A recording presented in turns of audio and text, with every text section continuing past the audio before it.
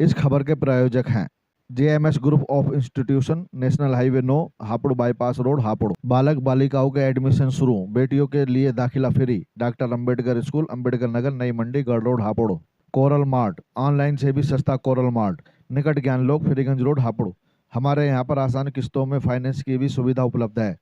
Mobile number 9412335107, 9810482295, 0122357190 IIEM group of institution, Jarothigarh road, Hapur. Mobile number 9837791132, 9837791131, 9837411224। Cosmic news समाचार पत्र व news channel की प्रथम वर्षगांठ पर सभी विज्ञापनदाताओं, दर्शकों, पाठकों को कॉस्मिक न्यूज परिवार की तरफ से हार्दिक शुभकामनाएं। बालक बालिकाओं के एडमिशन शुरू, ओम कॉन्वेंट जूनियर हाई स्कूल, मोहल्ला फूलगढ़ी, पीर वाली गली, तगासराय गेट के पास, हापुड़। छात्र छात्राओं का भविष्य, Monard university, national highway 9, Pilkhuwa, Hapur. विवाह व पार्टियों में बेस्ट डिजिटल फोटोग्राफी व वीडियोग्राफी के लिए संपर्क करें Asha studio, Kasampura, Meenakshi road, Hapur. Mobile number 7451902230, 8534858118।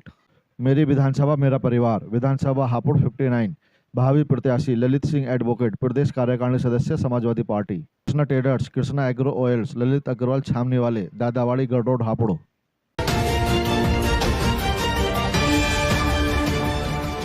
जय हिंद, जय संविधान। मैं हूं चंदन सिंह, आप देख रहे हैं एटीसी फास्ट न्यूज। अब खबर विस्तार से।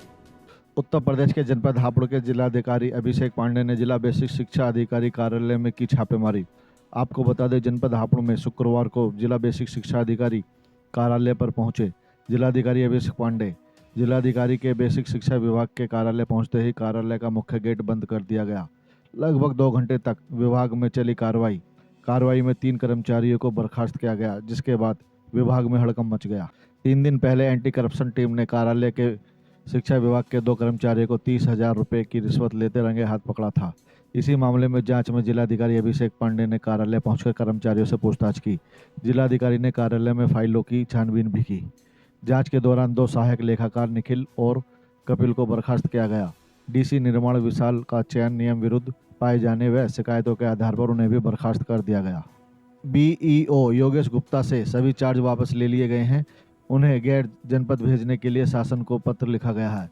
डीएम ने शिक्षकों के लिए छुट्टी और स्कूल निरीक्षण के लिए एक दिशा निर्देश जारी किए हैं। छापेमारी की सूचना मिलते ही कार्यालय में अफरा तफरी मच गई। कुछ कर्मचारी भागने की कोशिश कर रहे थे, लेकिन पुलिस ने गेट बंद कर दिया। जिलाधिकारी ने रिश्वत मामले में जुड़े दस्तावेज जब्त कर आगे की जांच निर्देश दिए हैं। और अधिक जानकारी के लिए सुनते हैं जनपद हापुड़ के जिलाधिकारी अभिषेक पांडे को, उनका इस मामले में क्या कहना है। यहाँ निरीक्षण के लिए आए बीएसओ दफ्तर पर, सर क्या मामला है, पूरी क्या कार्रवाई हुई अब तक? देखिए, जैसा कि आपको विदित है, अभी कुछ दिनों पूर्व एंटी करप्शन की टीम ने छापा मार के यहाँ पे 2 लोगों को घूस लेते हुए रंगे हाथों गिरफ्तार किया था। उसी के क्रम में आज इस कार्यालय की कार्यप्रणाली को समझने और उसमें सुधार लाने के उद्देश्य से भ्रमण किया गया था और कुछ प्रक्रियाओं के लिए एसओपी निर्धारित की गई है। कुछ कर्मचारी जिनकी भूमिका संदिग्ध थी उनको दंडित किया गया है और भविष्य के लिए एक रूपरेखा तय की गई है, जिससे कि प्रदेश सरकार की मंशानुसार ये कार्यालय कार्य करे। सर अभी तक क्या कार्रवाई प्रकाश में आई है? देखिए, 2 सहायक लेखाकार निखिल और कपिल और डीसी निर्माण विशाल, निखिल और कपिल को कर्मचारी आचरण नियमावली के विपरीत जाकर भ्रष्ट आचरण करने के आरोप में बर्खास्त किया गया है और डीसी निर्माण विशाल की चयन पत्रावली की समीक्षा की गई। जो चयन है वो नियमानुसार नहीं किया गया था। इसके अतिरिक्त उनके खिलाफ तमाम प्रकार की शिकायतें भी थी, इसलिए डीसी निर्माण विशाल को भी बर्खास्त किया सर गया। क्या किसी जिम्मेदार अफसर के खिलाफ भी कोई कार्रवाई की गई है? देखिए, एक हमारे बीओ मुख्यालय हैं योगेश गुप्ता, उनसे सभी चार्ज वापस लिए गए हैं और उनको जनपद से कार्यमुक्त करने के लिए शासन को हम पत्राचार कर रहे हैं। सर जैसे यहाँ पर भ्रष्टाचार के आए दिन आरोप लगते हैं, उसको लेकर देखिए, कल मेरी शिक्षक संघ से भी मुलाकात हुई थी। उन्होंने कतिपय मसले उठाए थे, जैसे उनका ये कहना था कि जो अवकाश के आवेदन पत्र हैं उनका निस्तारण उचित तरीके से हो। तो सभी प्रकार के अवकाश, CCL, EL, medical leave, casual leave, इन सबों के सभी प्रकार के अवकाश को ऑनलाइन किस प्रकार से देना है, किस समयावधि के अंदर देना है, उसके लिए प्रक्रिया निर्धारित की गई है। इसके अलावा स्कूलों के निरीक्षण के वक्त किस प्रकार से कार्रवाई की जानी है और किस प्रकार की कमी पाए जाने पर कौन सी सज़ा दी जानी है, इसके भी मानक तय किए गए हैं। इसके अलावा जो स्कूलों में निर्माण कार्य हो रहा है उसमें शासन द्वारा जो धनराशि स्कूलों में निर्माण के लिए भेजी जा रही है वो 100% धनराशि वहाँ पहुँचे और उसका उपयोग गुणवत्तापूर्ण निर्माण में हो, इसको सुनिश्चित करने के लिए भी SOP तय की गई है। कुछ शिकायतें ऐसी भी थी कि कतिपय टीचर्स के GPF से लोन और मिलने में समय लग रहा है, अरियर मिलने में समय लग रहा है। इस प्रकार के समस्त प्रकरण 15 दिन में समाप्त करने के निर्देश दिए गए हैं। अब से प्रत्येक बृहस्पतिवार को 1 घंटा शिक्षकों की समस्याओं के लिए जिलाधिकारी कार्यालय में आरक्षित भी किया गया है। यदि उनकी समस्या का निस्तारण इधर से नहीं होता तो जिलाधिकारी कार्यालय में आकर वो अपनी शिकायत बता सकते हैं।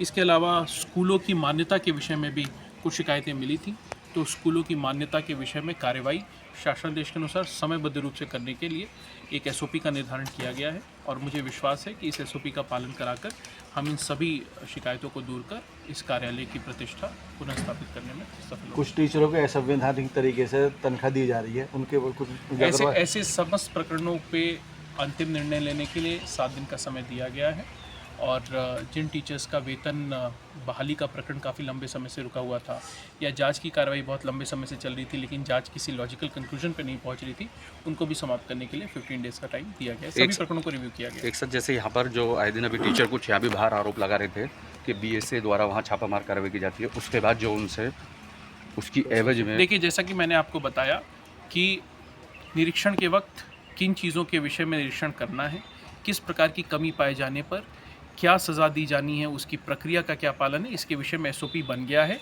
मेरे हिसाब से कल सवेरे तक वो डिटेल्ड SOP आपको भी उपलब्ध हो जाएगा और इससे स्थिति काफ़ी हद तक स्पष्ट हो जाएगी, एक क्लैरिटी आ जाएगी कि किस प्रकार की अवहेलना के लिए क्या सज़ा दी जाएगी। इससे ये सुनिश्चित किया जा सकेगा कि एक तो स्कूल में टीचर्स का जो पठन पाठन का कार्य है उसके अलावा जो एडमिनिस्ट्रेटिव वर्क है वो अप टू डेट हो और साथ ही साथ जो अच्छे टीचर्स हैं उनको किसी तरह से परेशान ना किया जाए, जो टीचर्स स्कूल नहीं आ रहे हैं उनको सख्त से सख्त सज़ा भी दी।